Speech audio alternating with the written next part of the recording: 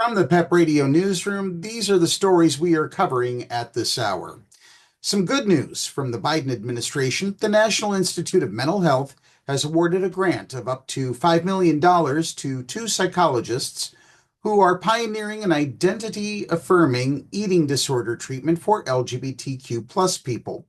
Auburn University Assistant Professor of Psychological Sciences Tiffany Brown and San Diego State University Professor of Psychology Aaron Blashill developed the Promoting Resilience to Improve Disordered Eating, or PRIDE program, to address the identity-related stressors that they believe increase the risk of developing eating disorders, something routine treatments today reportedly do not account for.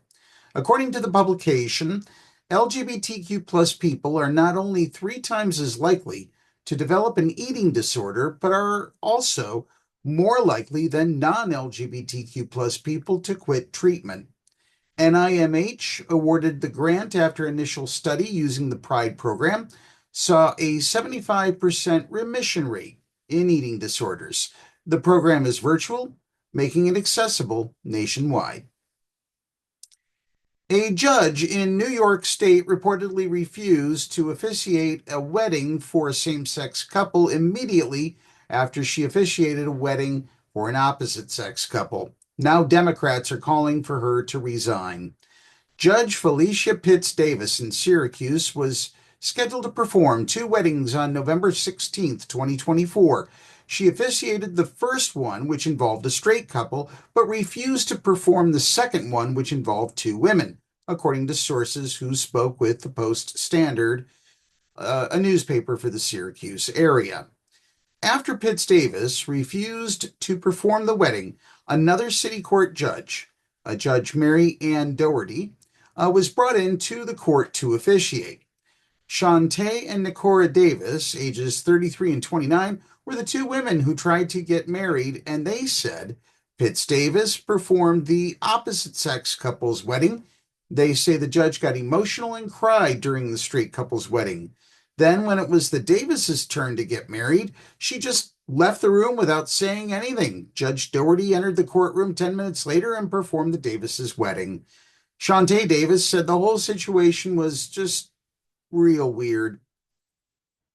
She looked at us with this look on her face and swished her hair, the Davises told News Channel 9.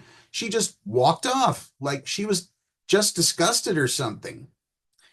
But the couple didn't know what to make of the situation until 2 weeks later, when they were contacted by a journalist and learned that court officials were trying to keep Pitts Davis's actions secret, not even acknowledging that any weddings were performed that day. And finally, this is a letter to Dear Abby, for which we would like to receive your feedback. Does Abby give solid advice? We'd like to know your answer to that question. So here's the letter. Dear Abby, I have been with the same man for 3 years and we have been engaged for a year. I love him with all my heart, but I just learned through a phone call that he has been fooling around with men from the internet. I have also seen some messages in his email. Does this mean he is bi and never told me? I don't know what to do. Please help me before I make a mistake. Signed, Hurting in Love. Abby writes back, Dear Hurting, what this means is your fiance is either bisexual or gay.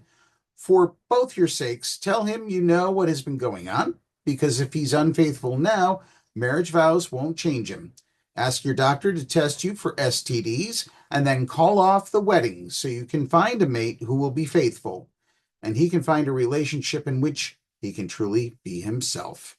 So does Abby give her good advice?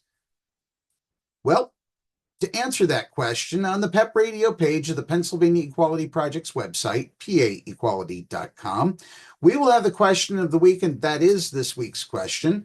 Leave us your comments and let us know what you think. Be sure to download the Live 365 app to take PEP Radio with you wherever you go. While you're on the page, maybe make a little click on that button to donate to PEP Radio. Just suggesting here.